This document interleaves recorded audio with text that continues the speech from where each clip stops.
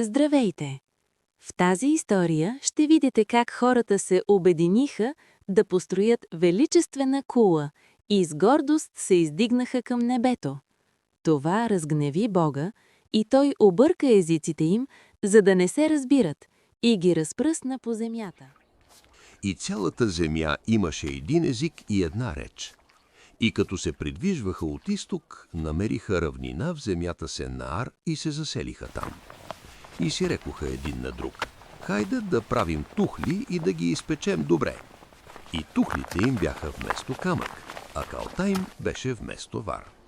И рекоха: хайде да си съградим град и кула, чийто връх да стига до небето, и да си създадем име, за да не се разпръснем по цялата земя. А Господ слезе да види града и кулата, които човешките синове градяха. И Господ каза: ето, те са един народ и всички имат един език. И това е началото на делата им. И сега нищо няма да им бъде невъзможно от онова, което намислят да сторят. Хайде да слезем и да объркаме там езика им, за да не разбират един друг речта си. И така Господ ги разпръсна оттам по личието на цялата земя, и те престанаха да градат града.